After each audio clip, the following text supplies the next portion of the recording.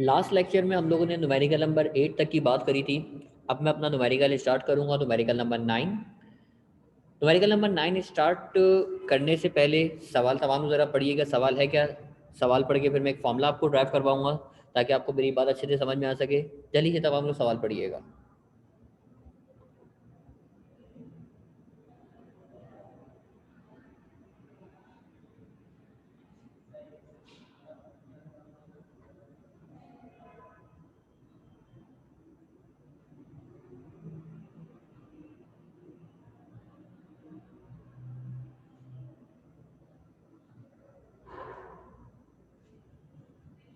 सवाल में आपसे बोला गया what is the value of the gravitation acceleration at the distance of earth radius above the earth surface.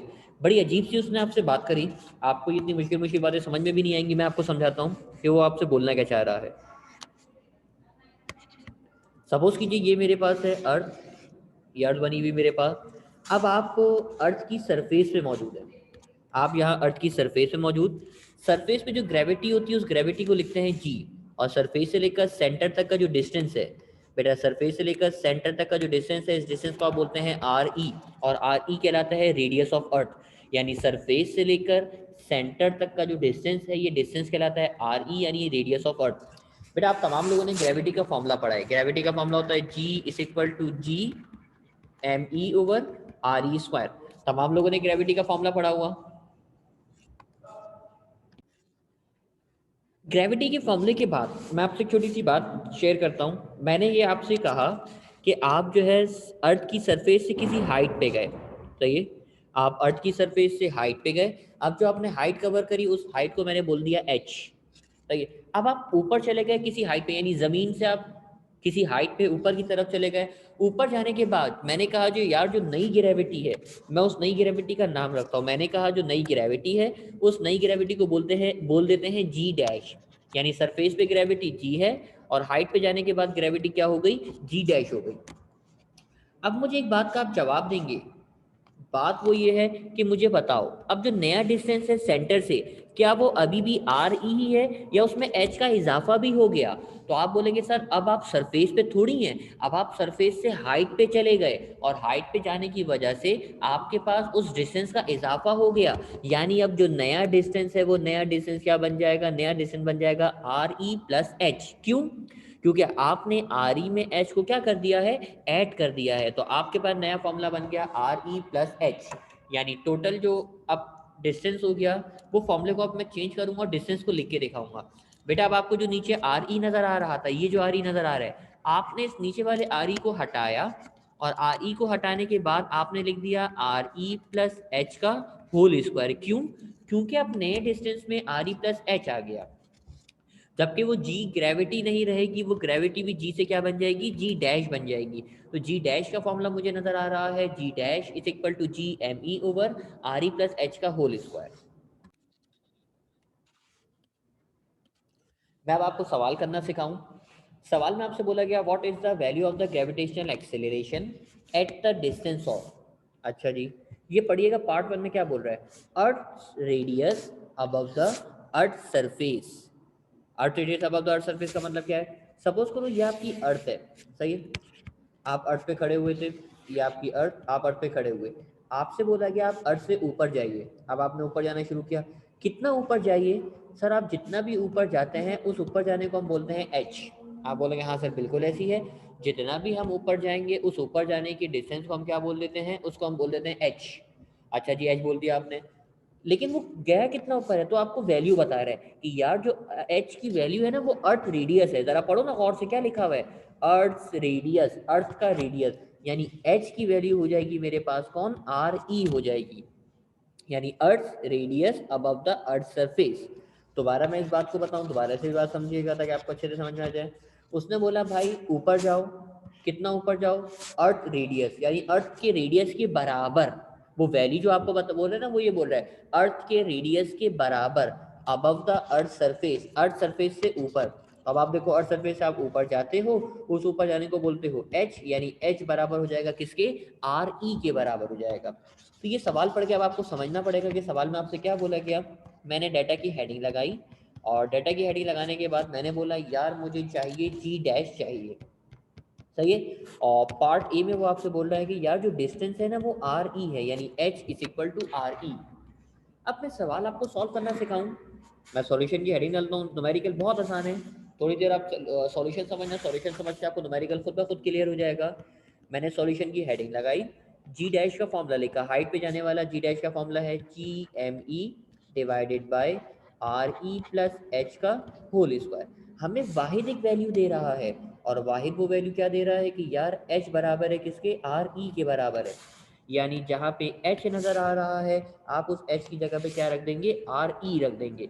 तो मैंने यही काम किया, मैंने एच की जगह पे किसको रख दिया, आर ई को रख दिया। तो ये बन जाएगा आर ई, और एच की जगह पे भी आ जाएगा आर ई प्लस आर ई और होल स्क्वायर। यानी सिर्फ एक छोटा सा काम किया, वो दोबारा से मैं आपको बता दूं। बेटा आपने एच की जगह पे क्या पुट कर दिया, आर ई पुट कर दिया। नीचे आप आर ई और आर ई दोनों को अगर ऐड करोगे तो कितना हो जाएगा, तो आप बोलेंगे sir R E plus R E करेंगे तो हो जाएगा मेरे पास two R E. Yes sir बिल्कुल सही कहा, ये हो जाएगा टू आर ई। अच्छा अब स्क्वायर ओपन करेंगे तो टू आर ई का स्क्वायर क्या होगा, तो आप जवाब देंगे सर टू का स्क्वायर हो जाएगा फोर, और ये हो जाएगा आर ई स्क्वायर। बिल्कुल सही कहा, ये बन जाएगा मेरे पास G M E upon four R E square. मैंने एक और काम किया, मैंने कहा यार फोर तुम अलग हो जाओ, वन अपॉन फोर कर दिया, और बराबर में मैंने किसको कर दिया, G M E over R E square को। यानी चेंज आपको करके दिखाया बेटा।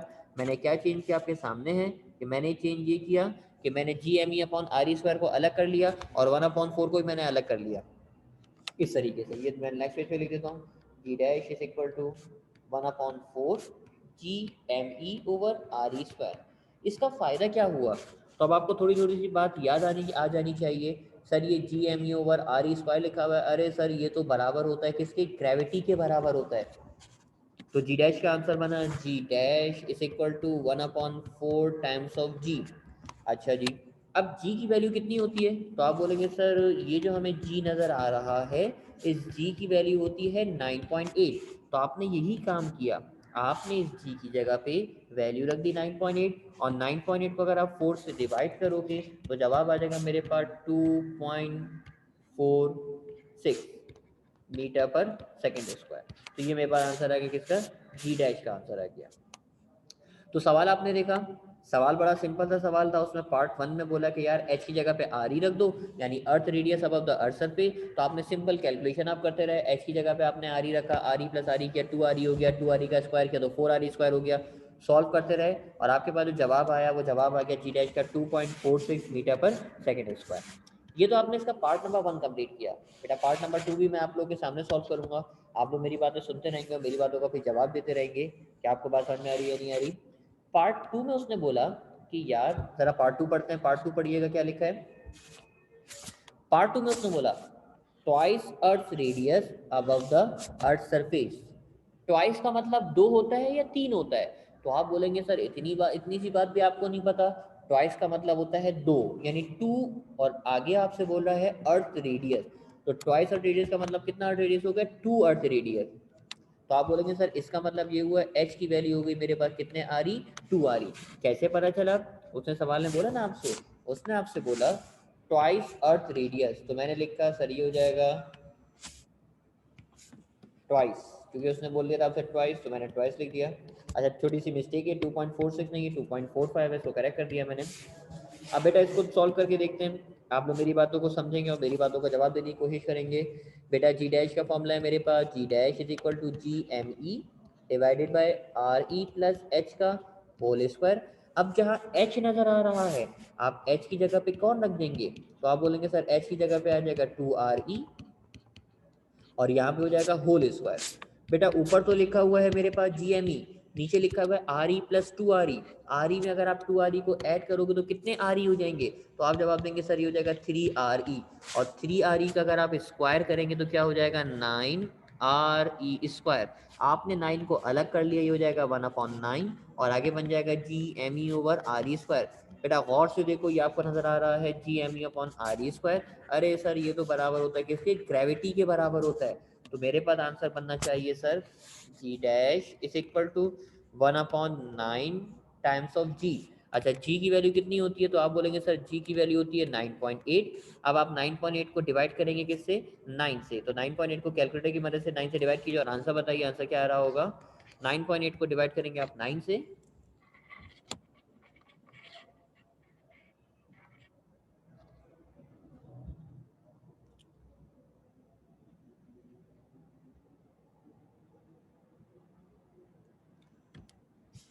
जवाब आ जाएगा मेरे पास 1.088 और आगे आप इसका यूनिट लिख देंगे मीटर पर सेकेंड स्क्वायर। जी डैश का आंसर आ गया 1.088 मीटर पर सेकेंड स्क्वायर। उम्मीद करता हूँ तमाम लोग को न्यूमेरिकल क्लियर होगा। न्यूमेरिकल नंबर 9 करने के बाद तमाम लोग पढ़ लीजिए न्यूमेरिकल नंबर 10। न्यूमेरिकल नंबर 10 को स्टार्ट करते हैं जल्दी से।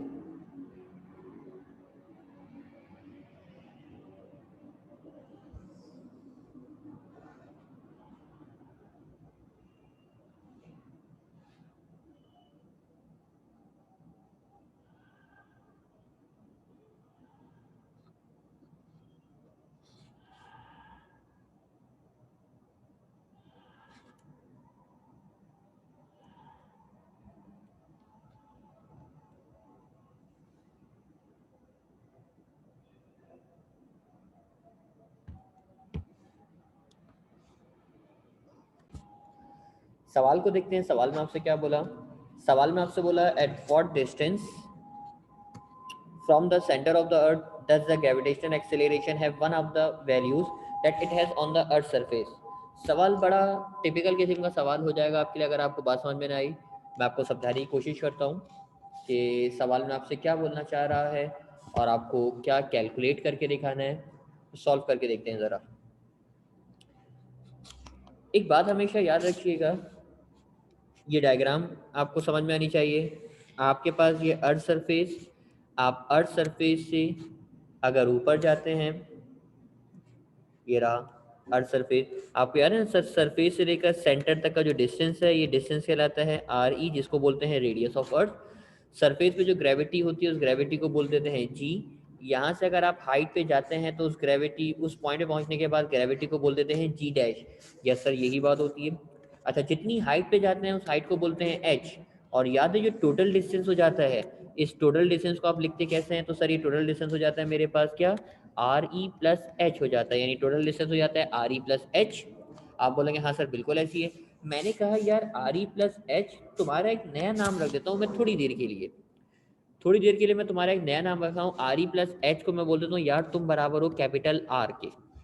किसके बराबर हो? Capital R. भाई आपकी मर्जी है, आप करना चाहो तो कर लो, नहीं करना चाहो कोई मसले की बात नहीं, सवाल पे कोई फर्क नहीं पड़ेगा। लेकिन मैंने एक शॉर्ट तरीके से करवाने के लिए आपको लिख के दिखा दिया। बेटा ग्रेविटी का फॉर्मूला अभी अभी आपने निकाला था ना, जी डैश का फॉर्मूला क्या था? जी डैश का फॉर्मूला था G M E divided by R E plus H का होल स्क्वायर। ये है मेरे पास फॉर्मूला, जी डैश का formula, G dash is equal to G M E divided by R E plus H का whole square.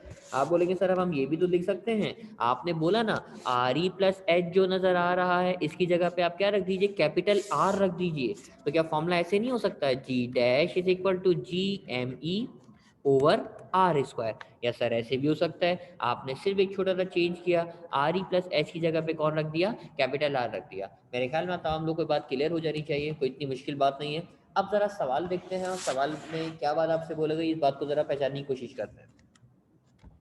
सवाल में बोला गया at what distance from the centre of the earth. अच्छा जी, डिस्टेंस उसने मांगा है सेंटर ऑफ अर्थ से।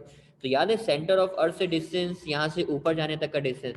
अब देखो ये जो डिस्टेंस है, इस डिस्टेंस का आपने जो नाम रखा है वो नाम क्या रखा है, याद करो अभी अभी मैंने बताया ना, सेंटर से लेकर ऊपर तक का डिस्टेंस, मतलब सेंटर से लेकर ये जो पॉइंट स्टार्ट हो रहा है जहाँ टिक मैंने लगाया है, यहाँ सेंटर से लेकर टॉप तक का डिस्टेंस है, वो आपसे बोल रहा है आर। यानी क्या निकाल के दिखा दीजिए, आर निकाल के दिखा दीजिए। बेटा यही इंपॉर्टेंट बात है, मैं फिर दोबारा रिपीट कर रहा हूँ आपको ताकि बात मेरी समझ में आ जाए। उसने आपसे कहा at what distance from the centre of the earth. आप डिस्टेंस मालूम करो कहाँ से, सेंटर ऑफ द अर्थ से। तो सेंटर ऑफ द अर्थ से डिस्टेंस जो है मेरे पास वो है कैपिटल आर। अच्छा जी, gravitational acceleration have one half the values that it has on the earth surface. अब ये असल पढ़ने वाली बात है। ग्रेविटेशनल एक्सेलरेशन की जो वैल्यू है वो क्या हो गई, वन हाफ हो गई। ये जो मैंने स्टार बनाया इसका मतलब देखो वन हाफ, वन हाफ का मतलब क्या होता है, आधा हो जाना, यानी हाफ हो जाना। तो आपको कंडीशन बनाना सिखा रहे हैं कि यार जो नई ग्रेविटी है उस नई ग्रेविटी की वैल्यू हो गई है वन हाफ, और 1/2 का मतलब होता है मेरे पास क्या, 1/2, यानी जो नई ग्रेविटी है वो 1/2 हो गई। आगे पढ़ो क्या बोल रहा है, the values that it has on the earth surface, उस वैल्यू के जो उसकी अर्थ सरफेस पे है, और अर्थ सरफेस वाली को वैल्यू को आप किससे लिख रहे हैं, जी से लिख रहे हैं। यानी आपको कंडीशन बना के दे रहा है G dash is equal to 1/2 times of G, ये आपको फॉर्मूला बना के दिया। अब सवाल का यही डाटा है और यहीं से सवाल का सॉल्यूशन भी स्टार्ट है। आपने बोला कि यार मुझे डिस्टेंस चाहिए सेंटर से, और आपने ये फॉर्मूला बना दिया। फॉर्मूला बनाने, कंडीशन बनाई, कंडीशन बनाने के बाद न्यूमेरिकल को मैं स्टार्ट करता हूँ। न्यूमेरिकल बड़ा ही आसान,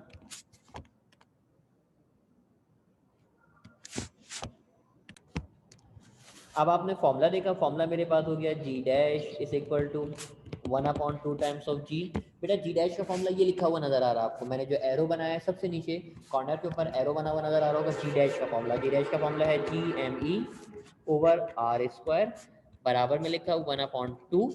और याद कीजिएगा बेटा स्मॉल जी का फॉर्मूला, स्मॉल जी का फॉर्मूला मेरे पास G M E over R E square. यानी अब छोटा छोटा सा चेंज है फॉर्मूले में, जी डैश की जगह जी डैश का फॉर्मूला रख दिया, जी की जगह जी का फॉर्मूला रख दिया। अब कैंसिलेशन हो रही है तो कैंसिलेशन कर दीजिए बेटा, ये जी से ये जी कैंसिल, एम ई से ये एम ई कैंसिल, क्या बच गया मेरे पास, तो आप बोलेंगे सर बच क्या गया मेरे पास, ये बच गया 1/r square is equal to 1/2 R E square. भाई जो कैंसिल हो रहा था मैंने उसको कैंसिल कर दिया, जो कैंसिल हो रहा था मैंने उसको कैंसिल कर दिया। अब क्योंकि मुझे डिस्टेंस चाहिए इस वजह से मैंने स्मॉल जी की वैल्यू भी पुट करी है, क्योंकि मुझे डिस्टेंस चाहिए ना, उसने मुझे बोला डिस्टेंस निकाल के दिखाओ, इस वजह से मैंने जी की वैल्यू भी पुट करी है। अब अगले स्टेप में आप क्या काम करेंगे, इसको क्रॉस मल्टीप्लाई कर दीजिए 2r स्क्वायर को और r स्क्वायर को, फिर बन जाएगा 2r square is equal to R square. दोनों को मैंने क्रॉस मल्टीप्लाई कर दिया, इसको पलट के लिख दिया, पहले इसको लिख दिया बाद में उसको लिख दिया, यानी R square is equal to 2r square. अब जल्दी से मैं दोनों तरफ स्क्वायर रूट लगा देता हूँ। मैंने दोनों तरफ स्क्वायर रूट लगाया, स्क्वायर रूट आर स्क्वायर और square root 2r square. Left side पे तो ये स्क्वायर से रूट क्या हो जाएगा, कैंसिल हो जाएगा, जबकि राइट साइड पे बन जाएगा √2, क्योंकि √2 जो है रूट के अंदर ही रहेगा, रूट से बाहर वो आता है जिसपे स्क्वायर मौजूद हो, और स्क्वायर जो आपको नजर आ रहा है वो स्क्वायर किस पे नजर आ रहा है, आर ई पे, तो आर ई रूट से बाहर आ जाएगा, क्यों, क्योंकि आर ई पे स्क्वायर मौजूद है, और √2 की वैल्यू होती है मेरे पास 1.41। तो ये मेरे पास आर का आंसर आ गया, और आर का आंसर आया 1.41 ऑफ आर। सवाल हो सकता है आपको थोड़ा सा डिफरेंट लग रहा है न्यूमेरिकल तो बहुत छोटा सा, लेकिन इसकी लॉजिक पहचानना मुश्किल है। उम्मीद करता हूँ आप लोगों को बात क्लियर होगी। अगर प्रॉब्लम हो रही हो आपको बात समझने में, तो इस लेक्चर को दोबारा से, आप जो रिकॉर्डेड लेक्चर होगा उसको रिवाइंड करके, मतलब पीछे करके बात को दोबारा समझना, इंशाल्लाह आपको बात मजीद क्लियर हो जाएगी।